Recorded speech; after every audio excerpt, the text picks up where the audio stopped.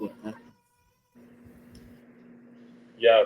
So let's talk about this Imane Khalifi. This is the person from Algeria who the IBA said that she couldn't fight women. I'm saying she for the sake of um, not being harassed, but we all know the real deal on this. Yeah. But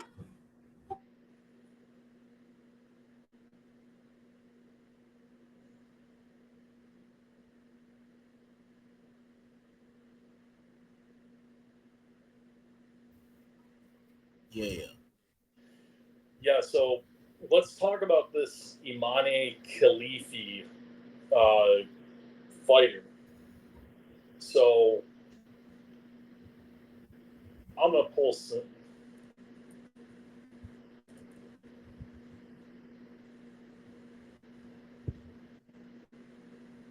or it's Imane Khalif, and they have a Wikipedia page too. So let's take a look at this. So Imane Khalif or Iman Khalif was born as yeah, Imane was born as Iman, and there's a silver medal in the 2022 Istanbul light welterweight uh, um, championships. 2022, Imane won gold in Maputo at the African Championships. In the Mediterranean Games in Oran, Imane won gold there, and then Imane won gold at the 2023 Arab Games in Algiers. But here's the thing: she was banned or disqualified before the gold medal bout in 2023 for failing to meet eligibility criteria, which is the very criteria that the IOC doesn't recognize. Hmm. The IBA went before was the IBA was left in the dark because the IOC was getting so much pushback on letting this individual, and there was another individual from Taiwan or Chinese Taipei or however they're referring to the island of Taiwan. They they had said that the DNA testing of Khalif proved that they had XY chromosomes and thus were excluded from the sports events. This does not mean that Khalif was a man, as there are medical conditions that can cause a woman to also have XY chromosomes. Khalif made appeal before the court of sport for arbitration, but withdrew it. So Imane knew that she was going to get pushback on this. And honestly, to be perfectly honest here, not coming from a spirit of hate, I've said this on I've said this in another video that I did on this. Um, but yeah, it just, this is a sport that people have died in. People have been killed in this sport. And I think for the sake of for the sake of just not having people compete from like in an intergender competition, even regardless of what they were born as. I mean, there's a reason why the IBA is saying no, you cannot fight with them. You still have testosterone in your system, even though there's a medical condition. I know some PCOS is a thing. I know women who have PCOS, and my understanding of PCOS is that those women who have it, they have more testosterone in their system. So, but even then, the other fighter from Italy, she took 2 shots to the face. She got hit with, a two-piece in 46 seconds and said, I'm out. Like, what? Why are we allowing this? Like, what is the point of allowing this sort of, I'm not going to say barbarism, I'm not going to call it that, but you're telling me that, and I don't even know if it's a case of that, oh, well, this person, sucked in the men's division, because we've seen that where, people on this side of the planet, they were mediocre at best in their division and then decided to, or allegedly, or as it seemed, they decided to go into the women's division and then just completely smash every record, win, like, I don't know, I don't want to say like 85% of their matches, their meets, like what their competitions. Like, we just had, somebody in the Supreme Court, or not in the Supreme Court, but on Capitol Hill testifying about this. Now, that was the Riley Gaines, Leah Thomas situation, which eventually got overturned. They disqualified Leah Thomas, but like, it's too little, too late now. Like, that woman, she's got, if she does, I don't know how old she is, but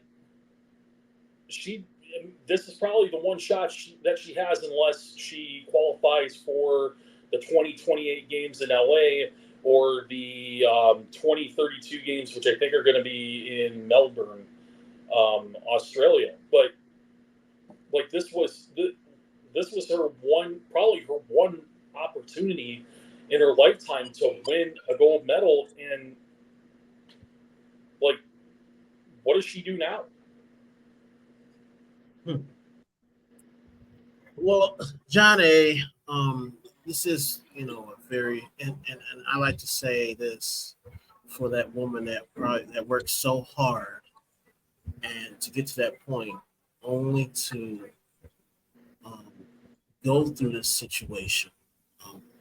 So, I tip my hat for her for trying.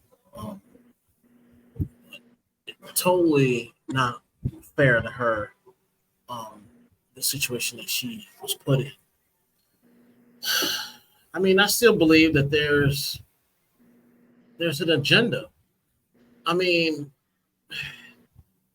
these guys, whatever you want to call them, transgender guys, whoever's listening, whatever. But these individuals, they know, like, they know that they're too strong. They're too strong for these women. Like, it's appalling to see these guys, in the ring with these women. Like, they're basically like, they're like, they have like legal status to beat women up and they don't have to go to jail. Like, it's legal. It's sanctioned.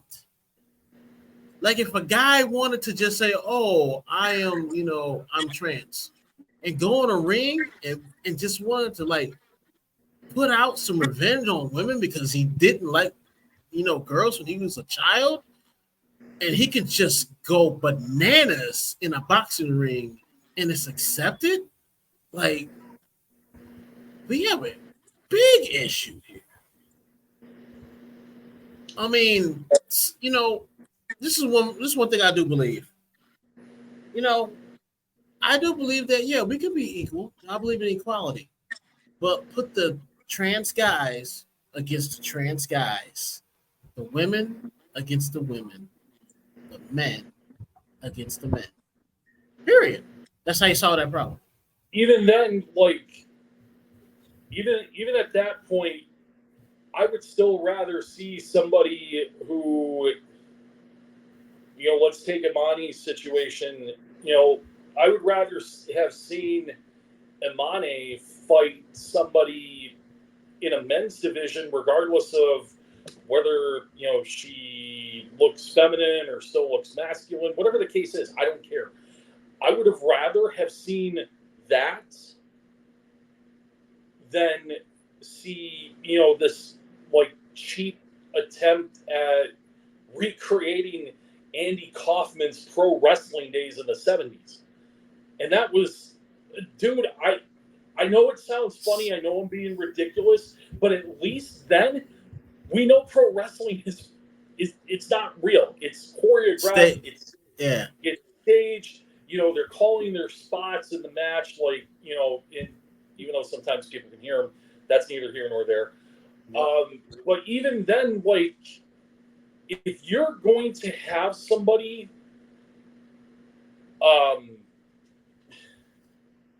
like if you're going to have somebody like competing like this, and I'm not trying to say that people don't deserve a fair chance. You got a dream, you want to achieve it, go for it. If it works out, oh well, or God bless you. If it doesn't work out, whatever. But again,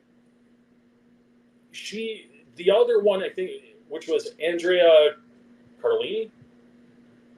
Yeah, I think so. She took 2 hits to the face, and that was enough to say, nah. Like, this is not worth, this is not worth my life. This is not worth, having my career cut short. This isn't worth, my health. Like, I've seen, there are instances, like I saw a TikTok of one other guy who was like in the middle of a fight, and dude punched him in the back of the head, like right down by the base of the neck, and the guy's a vegetable. He's in a wheelchair. He doesn't have any motor function because of that hit, and that just goes to show you how dangerous the sport could be. So either the Olympics has to pull back on their stance with what they're willing to allow, or they have to eliminate boxing altogether, which sucks because that's how people learned about Mike Tyson.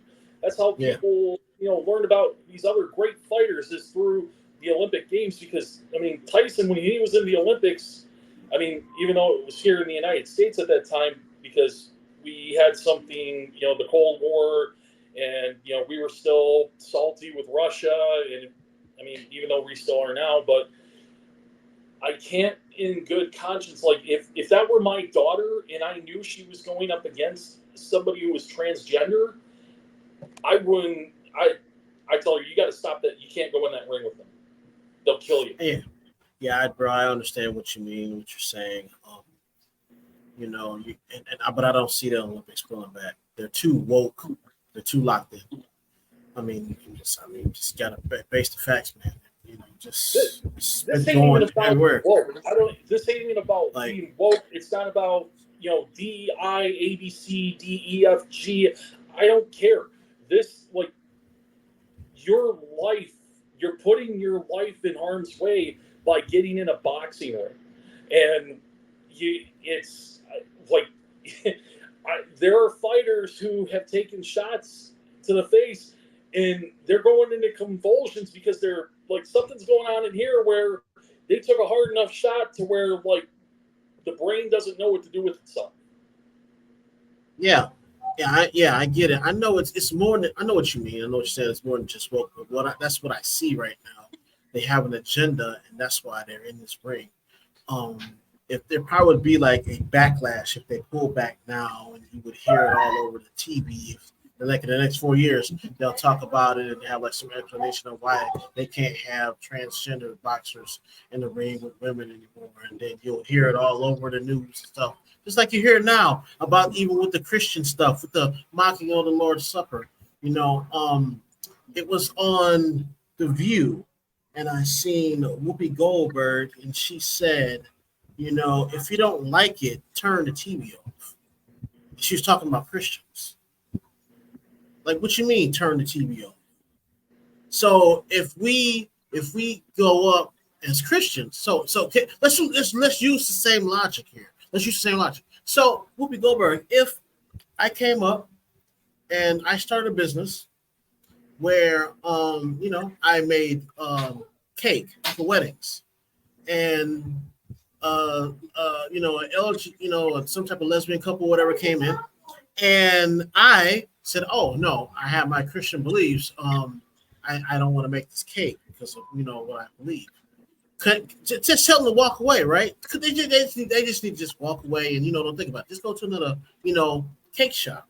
No, they don't do that, man. They don't do that. They're not going to. They're going to continue with their agenda, and they're going to keep putting these transgender men in there in this boxing ring because to me it's wokeism. It's an agenda behind it. I mean, I feel bad for the women. I kind of believe that something will really start if a big group of women start fighting back along with some of the men that are against this too. I really believe that if they just got together and found the way, the women and men of the sport complained about it enough people that there will be some type of strike back against this. Right. It's nobody's telling you that you can't, be what you want to be, do what you want to do. That's between you and God. Ultimately, it's not my place. I'm not, nobody is in a position of authority to judge. All we can do is just say, yeah.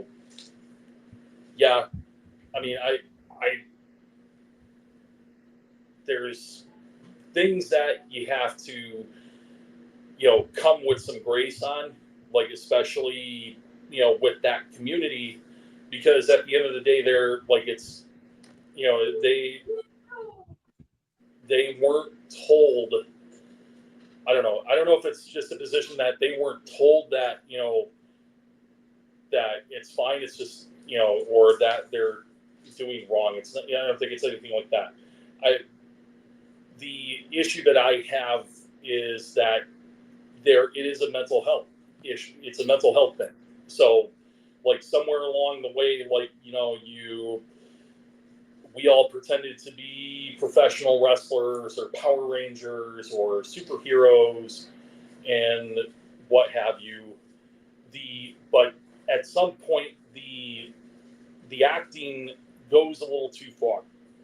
Like, I don't know if you remember the movie The Santa Claus, where little Charlie and his mom and his stepdad were questioning the whole faith around Santa Claus thing, and ultimately it got the other the protagonist in trouble. But like going back to that point of like there's a disconnect up here. So like if perception is reality, then what makes your reality true?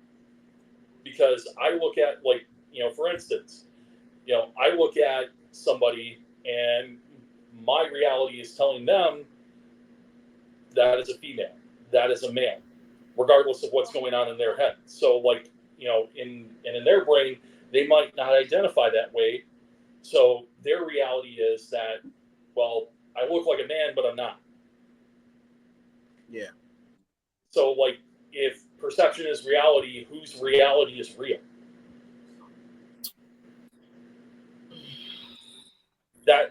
That's the main argument. That's what the question that I have. If your reality says that you're a female but you look like a male, but I look at you and I don't see the same thing, that's my reality. Your reality is different from my reality. And so what, at the end of the day, we start getting down that road of what is reality then? Worldviews are based upon the person's foundation. Our worldview, right? We went to a certain church. We grew up in said church, and we went to said college. And we were there. So we've created our perception, our worldview, through the environment that we were in. And it kind of, with those people, it kind of was based, what environment did they grow up in, who they were around, and what teacher said this, what student said that, who Yeah. did they listen to, who are they influenced by. That's all connected. It's all connected you know, where was that person's foundation? Who was there around him when they started to grow? Who was around said person when they started to understand life, who they are, what they should be doing, where they want to go in life. So you kind of also have to look upon those people who they're around, parents, teachers, friends. And usually those people that were in your life first kind of have a heavy dose of influence about how you're going to shape your reality. So again, us, where we were in said church. We grew up church basically almost all our lives. Guess who's the center of our reality? Guess who's the center of our world? God, Jesus, the Bible, pastors, and other friends. You know, Same with these people. Who is their reality? Who was their foundational fellowship? Parents, people in school, teachers, etc. Yeah, no, that's an interesting point because I was at my girlfriend and I. We went with a few friends to the Bastille Days here in Milwaukee, which is it's a French celebration that they held, in the middle of the month, typically on July 14th, You ain't French. which was the storming of the Bastille during the French Revolution. You ain't French. So, yep, I know I'm. Well, no, my mom's part French. I got some French blood in me. Sure. Yep. Okay. And I've got more Native American in me than Elizabeth Warren, many Okay. times over. Okay. But You're that's beside indigenous. the point. So the, the guy who the guy who we the guy one of the people we were with, one of my friends, he recognized somebody in a crowd, and this individual, he was trans, and he told me about certain things that happened when they were in school, and I don't want to get into the details of it, but he that kid, and it wasn't just by him; it was by multiple people. He got bullied a lot, and turns like they made fun of his. They like took shots at his masculinity. They took shots at like his personality. Because I guess the guy was a little different. To be nice about it. But some 20, 30 years later, turns out this guy, he ended up transitioning, and now he identifies as female because of that. So bullying, I think, and we look at Caitlyn Jenner and what, before Bruce became Caitlyn. Bruce, like all over the media, was pretty much Kris Jenner's boy toy. Kris Jenner. I mean, he treated that man like garbage. So I mean, and so did his daughters, the Jenners, the Kardashians. They treated him like crap. And look how he turned out. That's crazy. That is crazy. Yeah, you're right about that. So, I mean, and I'm not saying that to, blame. I'm not putting all the blame on them for it because, like I said, going back, it's a mental thing. It's something that there's a disconnect up there. So there are things that happen in a person's life that triggers that disconnect, or at least you talking that's a trauma? Would you say trauma? Trauma, for sure. I mean, Trauma. I'm not a clinical psychologist like Jordan Peterson. I'm not like a psychiatrist, but like just based on my observation, like the more you push people people, the more you push, especially men, the more you push men into one direction, they're either going to they're going to do one of three things. They're going to harm themselves, like severely harm themselves to the point where they need to be committed. They're going to harm others, which is going to land them incarcerated, or worse, or it'll lead to the other one. Or they're just going to say, you know what? Maybe I am this. Maybe I am a woman after all. I mean, I don't fit in with other guys. I don't enjoy masculine things. Maybe I wasn't born to be a man, and that's my reality. So I like to say this first. Again, I got nothing against what you want to do with your life, what you want to say, how you want to live your life. We're I have right. No matter what we believe, I'm not trying to put what I believe and force it down your throat. I just want people to think about what they're doing and listen to what I got to say. You can take it as a grain of salt. You can take it as, gold, whatever. I have a friend overseas. He is, he's gay, and he talks to me all the time. And I met him in a men's group online on a YouTube channel, and we talked back and forth. And I could have just straight out and judged that guy because of where he stands at.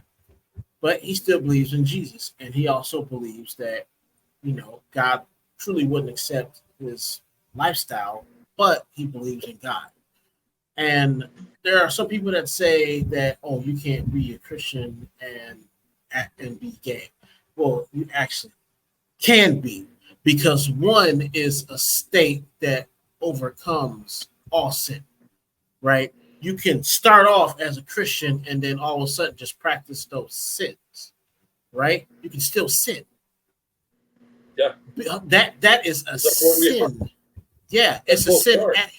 It's a sin action. That's what that is. Being saved is a state. It's a new state, a spiritual state, not a like change of your actions, because you're still going to sin. So we got future. We got like Jesus dying on the cross and saving us is supposed to cover past, present, and future sins. That's what it does. We are forgiven. Yep. So I talk to him like almost every day, and he tells me of how he feels, and he tells me that the stories and stuff like that, and he's I'm still his friend, and I'm one of the few people that talk to him. He will text me before I go to bed, because we live about 24 hours difference, and he would say, bro, I need to talk to you. And I'm like, sure, talk to me. And he'll tell me about his story about him and his friend, and this and that, and I listen to him because he has no one else to talk to. I'm not going to reject him because that's the way he wants to live. Sure, you can make that decision, but I told him, as long as you understand that Jesus in the Bible preaches that the way your lifestyle is wrong, that's up to you between you and God. You and God, you have to figure that out with God. And then the Bible says that it's wrong for you to live that way, and you understand that. Okay, good.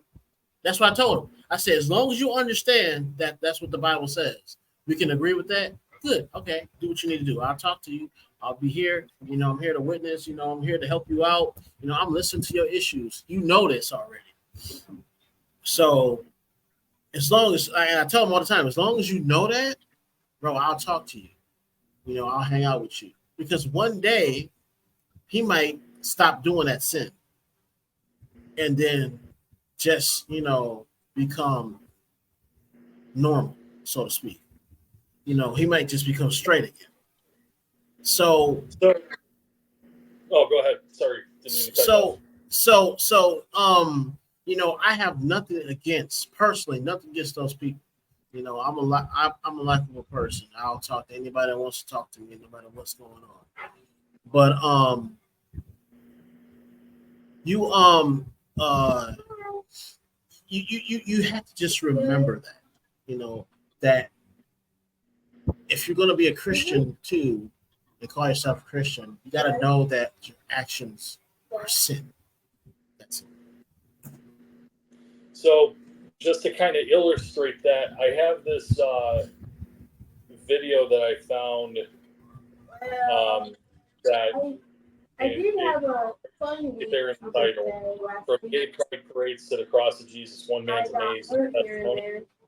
And so I think that just watching this, kind of puts in perspective. I haven't seen the video in its entirety, so I don't know I fell off my bike into my neighbor's has to say, and we're, for the sake of time, we're only going to play a little bit of it.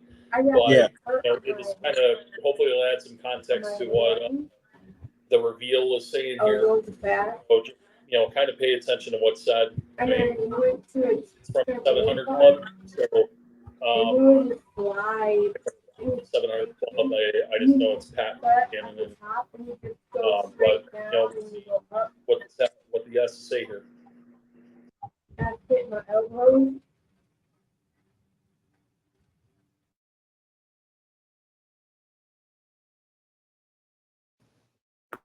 When I was 2 years old, my parents got a divorce, and both of them went into same-sex relationships. They were very political activists.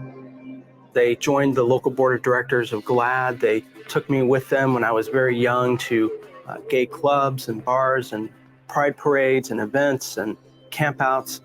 I remember this one time I was marching this gay pride parade when I was very young, and at the end of the parade were all these Christians holding up signs saying, "God hates you. There's no room for you." And if that wasn't offensive enough, they were spraying water and urine over everyone at the same time.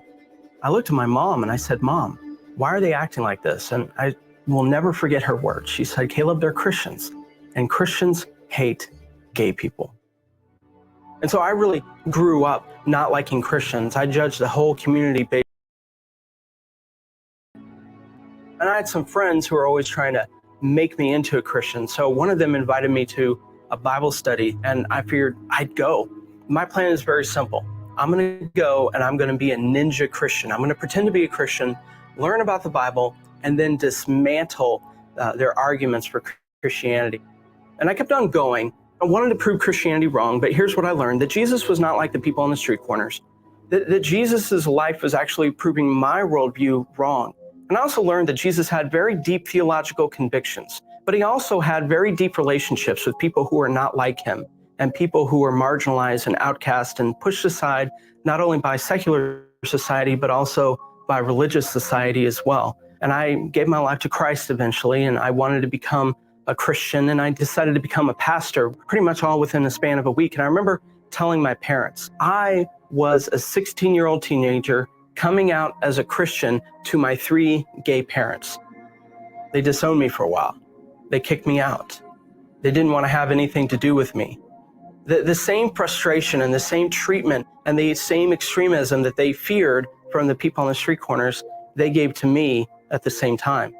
I went to Bible college and I said, Lord, if you ever give me the chance to lead a church, I want a church filled with people who are broken, filled with people who are questioning their sexuality, with people who have had abortions, with people who are in gangs and homeless and cutting and clinically depressed, and people who have their finances out of whack and their marriages are destroyed, and people who have ruined relationships with their parents, because that's what the church is. The church is really a mosaic of broken lives that God has united together to glorify himself. Jesus Christ did not die on the cross for some little members-only country club that is really a Pharisee factory. I preached at a church for 3.5 years. Both of my parents, separate of one another, moved.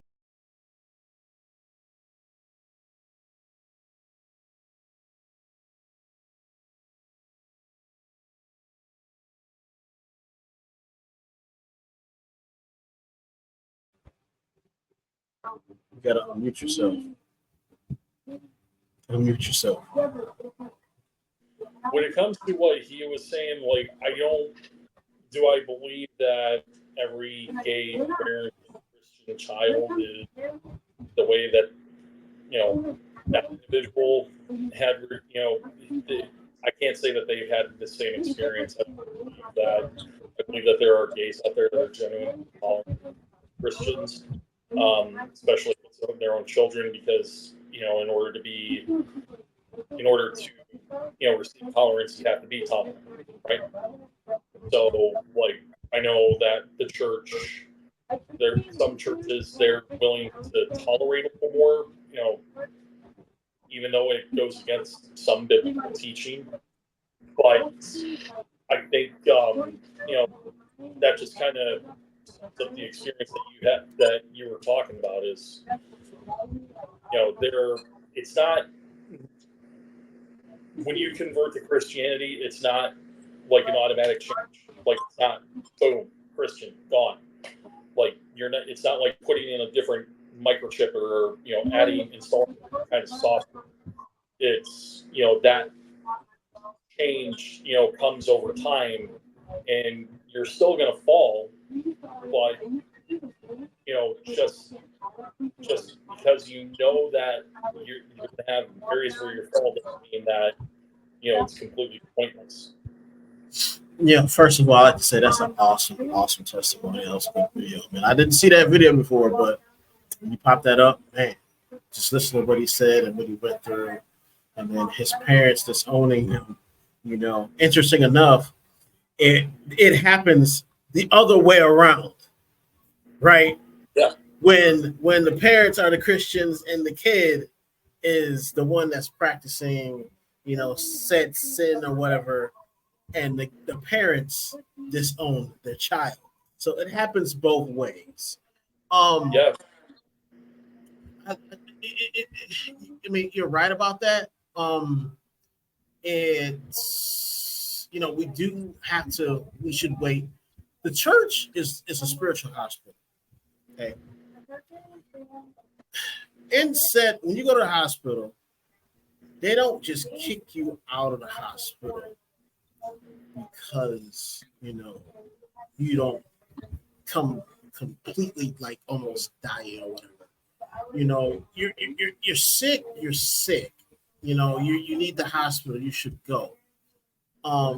If they can't completely if you're dying, they're not just gonna let you die without having you in there and put in effort. Somewhere that can provide hospice care, and they'll send they'll wheel you out to whoever it is that's going to be with you for the remainder of your days. Yeah. Like they like hospice. They say stick with you, and that's what some of our churches don't do. They don't stick with the person. They don't grow with them. And I've been saying this, for years. And I've been saying this even as I've been an assistant pastor, youth pastor, or just traveling around preaching, mostly with Pastor John's church when he was at those churches. Churches don't disciple anymore. They don't. They don't do personal teachings anymore. What I mean by that is they don't, like a pastor of a church, don't take these group of people and train them, right? How to live a Christian, how to be a Christian, how to, encounter people, how to, what you need to do, how you need to act, what you should say, teaching you how to become a Christian. Because like you said, you don't just, when you get saved, you're not just like instant, like, everything like Christianity, like instant sanctification. It doesn't go like that. You have to grow in your salvation, right? You have to learn. You don't instantly have, all the answers when you get saved. Like no one does. We grow in this. That's why we walk with God. We don't stand with God. We walk with God. We have a walk with Christ. We don't stand in Christ, right? So, the churches have to look at this fact. What is truly important to you? are these souls of these people really that important? Or is it the fact that you have to get as much as people in your church as possible that agree with you so that you can go brag about it when you go to a pastoral conference? Tell me about it. Come on. And yes, I've been to some pastoral conferences, right? And I know what they say. They brag. What's really important? Is it the soul or is it how many people you get in your pews every Sunday? Just so you can go brag.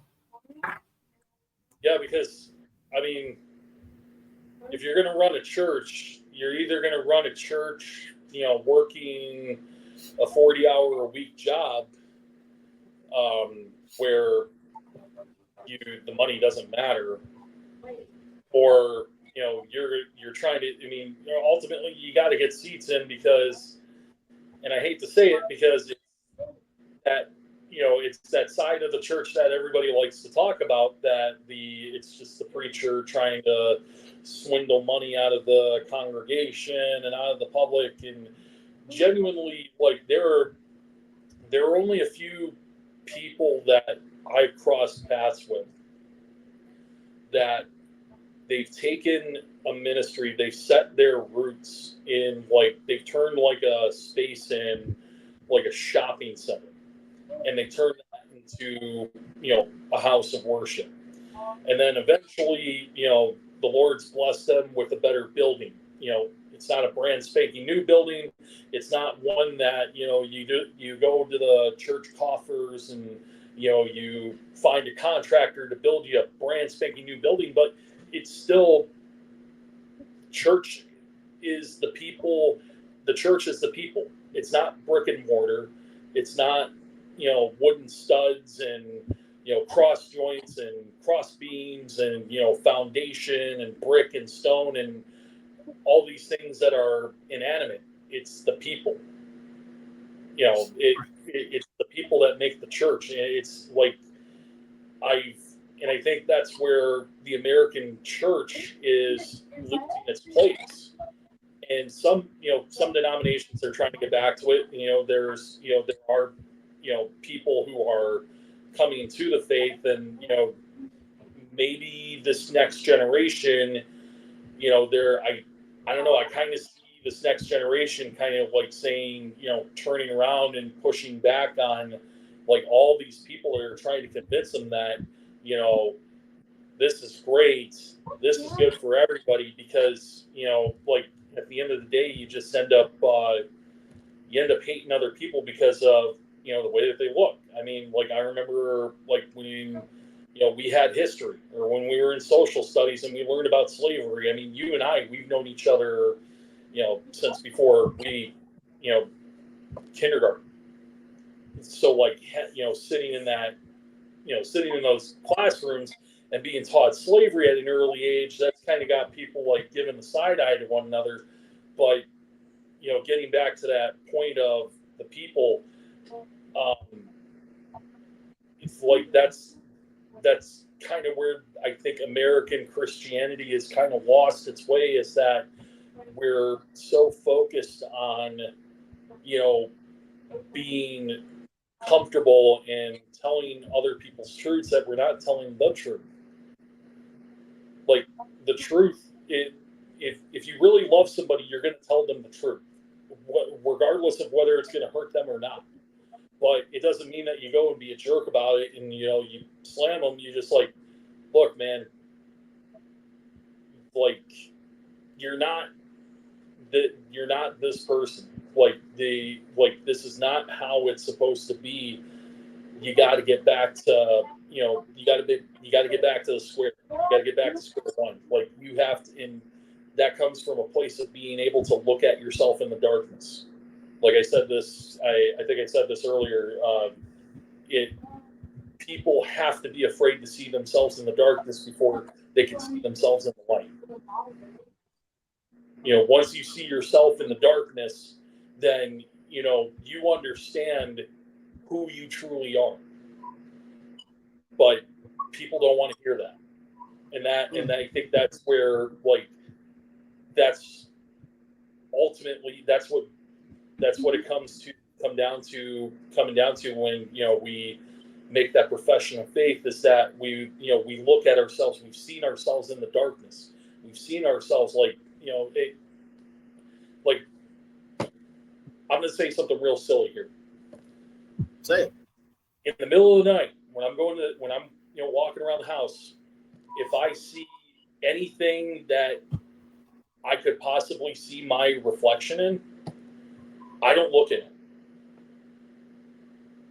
Because it's this whole thing about seeing a silhouette of another person. You don't see their face, you don't see their eyes, and I know it's me, but I don't want to look at it. And that's kind of where, and you know, that you like, and it's very tough to get to that point where you look at something that looks like yourself, but you don't recognize it.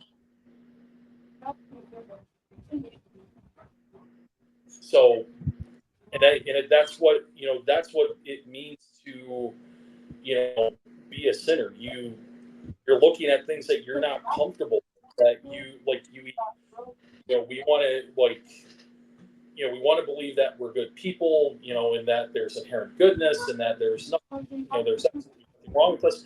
But you have to understand that you're not perfect. Like, no, we understand that we're not all perfect, but we hate looking at ourselves in such a negative way, because that might bring on some negative feelings about ourselves. But you have to understand that, you know, God still loves you regardless of that. He still loves you regardless of that. He's willing to, you know, he doesn't Amen. care what you did. He doesn't care what you said. Like, Satanists have come to Christ. You can be Satan your entire life, but all you have to do is just say, you know, I need Jesus, I need you. And right. regardless of how many years you worship the devil, regardless of how many years you've thrown your middle finger to the Lord, if you come to that spirit of repentance and you come to that mindset that, you know, yeah, I need saving, Right. then you get to that point where you understand that you need a savior, and that's when, you know, that's when God's knocking on the door. He's saying, you know what's going on, you know, let's make this right, man. I don't want to see you separate from me. Henceforth, what you said, separated from you. Okay, henceforth, what you said earlier, you know, you kind of need to see your own darkness. And how do you see your own darkness? If you're in the dark, you can't see it. So what you need to use to see your own darkness, you need the light to be able to see your darkness, see what's you know around you, or you look at yourself. Henceforth, my name, the reveal. You need to be, you know, you need the light to come shining on you to reveal the truth about you, to reveal these things. And that's one thing that a lot of people have a hard time doing, because I believe that you truly could be scared of what they'll see in themselves and don't want to admit it. But in order for a person to really start growing and getting out of themselves, is that yes, they need that light to see their own darkness. Picture this. The Apostle Paul, right? Ride on the horse. What did God do? He shined that light on him, right? Blinded him. He needed that light so he could start seeing. And Christ revealed, okay, what you need to be doing. You don't need to be continuing what you're doing now and hating on my people and hating on the truth that I have given to my apostles, my followers, other people, these Christians. I want you to see what you're doing here. Let me throw the light down on you. Bam. Now you see what's going on, Apostle Paul. Start walking through this truth. And again, you said earlier about churches. What's going to happen with churches? This is what I really think is going to happen with churches in America now. It's going to come to a point to where, one, denominations are really going to start dying. I think the use of denominations is over. I think the use of denominations, you don't need to have it no more. People are going to hate what I'm saying. People are going to think I'm crazy. But what about telling who what believe what and who believes this and da da da? If you're a Baptist, you believe this, and this. What? So you put me in a box? You should have put me in a box. I can't believe the same thing you believe and be not called a Baptist? What? Or be not called a Catholic or whatever, right? No, you can believe in that stuff and not have the call and carry the title Baptist. Because guess what? We both come from the Baptist movement, but I'm non-denominational from the fact that what came to me one day was the fact that I don't need to carry the title Baptist in order to be a Christian. Meaning, I don't need that. I don't need extra stuff that was created by some man that was walking on earth with other people, right? Because that to me, denominations are just like extra attachments until my salvation with Christ. There wasn't any like denominations back then when Christ was walking. Why do we need them now? We don't. If you know how to read your Bible and understand. There was no Catholicism. There was no like Protestantism. There was no Orthodox. The message was directly from the Word of Christ. It was directly from the mouth of Christ. The only message that he gave to other people is, follow me. Right. And right. He said, and right, Christ. You have to be born again. Follow me and you will be born again. Yeah. And yes, Christ did say that, follow me and be born again. We see what happened with denominations and why they were created, right? Church history. They created denominations because they want to separate themselves from the Catholic Church. Okay, ditto. I understand that, got that. Now, guess what? We don't need to be separating ourselves from the Catholic Church now. Okay, that's done. It's over. We got the church in America. We choose where you want to go. But we don't need denominations. We don't need them at all. We don't need it. It should be done. It should be over. And in fact, denominations is the thing that separates us from other Christians. Separates us from other believers.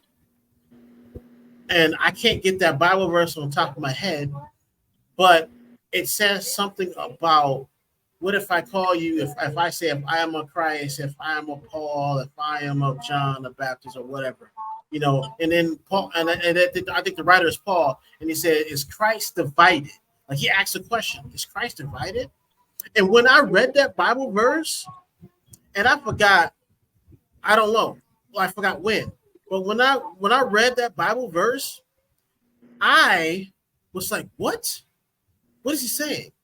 And I was thinking about it more and more and more. And he named like I'm Baptist, everybody. Like he was talking about denominations. So we don't need that. We don't need that. Even Paul says we didn't need that. Yep. Yeah. I mean, if Christianity, the foundation of Christianity is, repentance,